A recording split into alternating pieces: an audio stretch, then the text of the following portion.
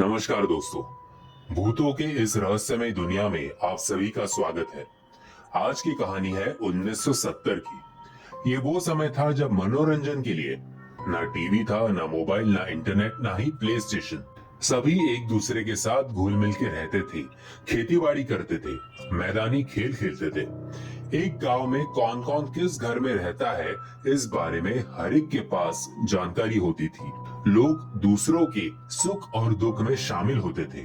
आज के टॉवर के जमाने जैसे नहीं, जहाँ पे हमारे पड़ोस में कौन रहता है इसके बारे में किसी को कोई जानकारी नहीं होती। आज की कहानी महाराष्ट्र के एक छोटे से गांव की है। ये गांव नदी किनारे बसता था। इस गांव में हर एक जन दूसरों के सुख और दुख में शामिल होता था। आज की कहानी है मधुकर की। मधुकर दिन भर अपने माता पिता को खेती बाड़ी में मदद करता था और शाम के समय अपने दोस्तों के साथ नदी किनारे बैठकर वो गप्पे मारता था। मधुकर की जिंदगी काफी अच्छी कट रही थी। दोस्तों के साथ समय बिताना और माता पिता को मदद करना वो काफी एंजॉय कर रहा था। लेकिन एक बार मधुकर को उसके पिता ने बहुत डांटा, इसलिए उस शाम को वो अपने दोस्तों के साथ नदी किनारे नहीं गया। वो अकेली नदी के उस सुनसान इलाके में चला गया। शाम के 7 बज रहे थे और वो अमावस की रात थी। 2-3 घंटे मधुकर वहां पे अकेला बैठा था। जिस प्रकार से उसके पिता ने उसको डांटा, वो बात मधुकर को बिल्कुल हजम नहीं हो रही थी।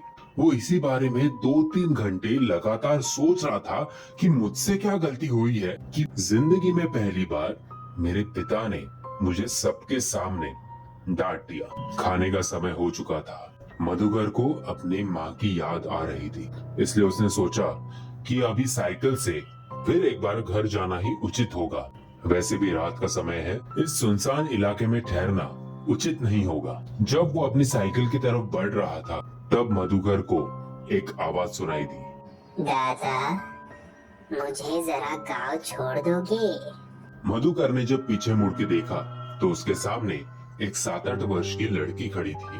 वो लड़की मधुकर की तरफ आई और उसने फिर एक बार पूछा, दादा, क्या आप मुझे गांव छोड़ दोगे? मधुकर हाँ बोलने ही वाला था, लेकिन उसकी गट फीलिंग ने मधुकर को ना बुलवाने पर मजबूर कर दिया।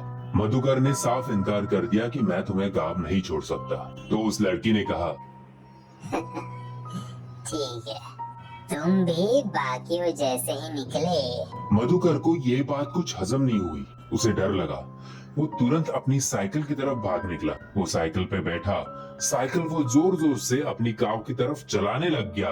लेकिन तभी मधुकर को ऐसे लग रहा था कि उसके पैर काफी भारी हो चुके थे। मधुकर को साइकिल चलाने में उतनी आसानी महसूस नहीं हो रही थी। उसे ऐसे लग रहा था कि उसकी साइकिल पे उसके पीछे कोई तो बैठा है। मधुकर ने पीछे मुड़कर देखा तो उसके कंधे पे एक हाथ आ गया। मधुकर घबरा गया। उसने साइकिल रोकी तो वही लड़की इस बार उसकी साइकिल पर बैठी थी और उसने फिर एक बार मधुकर से पूछा, दादा, क्या आप मुझे गांव छोड़ दोगे? मधुकर चिल्ला उठा, नहीं नहीं, तुमको नहीं बोला ना मैंने। मेरी साइकिल पर से उतरो मेरी साइकिल पर से। वो लड़की साइकिल पर से उतर गई। मधुकर ने जोर जोर से साइकिल चलाई। वो अपने गांव, अपने घर पहुंचा। लेकिन इस हादसे का मधुकर पे इतना इम्पैक्ट पड़ा था कि मधुकर अपने घर जाकर तुरंत सो गया। मधुकर की माँ ने देखा कि ये बिना खाए पिए क्यों ऐसे सो गया, तो मधुकर को बुखार आ चुका था। अगले दिन ये सारी की सारी बातें मधुकर ने अपने माता पिता को बताई। तो माता पिता को समझ नहीं आ रहा था कि मेरा बेटा नदी किनारे अकेले बैठा था और वहां पे उसे 7-8 वर्ष की एक युवती दिखाई देती है और वो युवती उसे पूछती है, क्या आप मुझे मेरे गांव छोड़ दोगे? और इनकार करने के बाद वही युवती फिर एक बार मेरे बेटे के साइकिल पे होती है और वो फिर पूछती है, दादा, क्या आप मुझे मेरे गांव छोड़ दोगे? मधुकर के माता पिता को एक बात अच्छी लगी कि मधुकर ने इस चीज से साफ इनकार कर दिया। मधुकर के माता पिता ने सोचा कि अगले दिन सुबह ये बात सारे के सारे गांव वालों को बता देनी चाहिए। पता नहीं ये लड़की कौन है, कहाँ से आई है, क्या इसके साथ कोई एक चोरी या फिर डकैत करने वाला गैंग है। इसलिए मधुकर के माता पिता ने सारी की सारी बातें गांव वालों को बता दी। जब गांव वालों को ये बात समझ आई तब गांव के 4-5 लड़के सामने आए और उन्होंने कहा कि हमारे साथ भी यही हादसा हुआ है, हमें भी इसी प्रकार का अनुभव आया है। गांव वालों ने सोचा कि इस बारे में तहकीकात करनी चाहिए। गांव के बड़े लोग सामने आ गए और उन्होंने सोचा कि इस लड़की का पता तो हमें लगाना ही चाहिए। पता नहीं ये लड़की चोर हो, डकैत हो या और कोई हो। गांव की एक टुकड़ी पुलिस स्टेशन चली गई और दूसरी टुकड़ी हर शाम को नदी किनारे चली गई। नदी किनारे जो टुकड़ी थी वो इस लड़की को ढूंढ रहे थे और जो टुकड़ी पुलिस स्टेशन गई थी उन्होंने इस लड़की के बारे में जानकारी निकालने की कोशिश की। साथ ही में एक मिसिंग एफआईआर भी दर्ज की कि पता नहीं शायद ये लड़की जेन्युइन हो और वो अपने माता पिता से बिछड़ गई हो। जब पुलिस स्टेशन में इन लोगों ने इंक्वायरी की तो उन्हें पता चला कि अभी 1 हफ्ते पहले ही इसी एरिया के आसपास एक लड़की डूबकर मर गई थी। पुलिस वालों ने मधुकर को बुलाया। मधुकर ने जिस प्रकार से उस लड़की का वर्णन किया तो पुलिस को एक बात क्लियर हो गई कि ये वही लड़की है जो डूबकर मरी है। पुलिस ने पूरे गांव वालों को बुलाया। हम एक काम करेंगे, क्योंकि उस लड़की का ठीक तरह से अंतिम संस्कार नहीं हुआ था तो हम उसकी बॉडी को ढूंढ निकालेंगे और ढूंढने के बाद उसके माता पिता को बुलाकर उसका अंतिम संस्कार कर देंगे।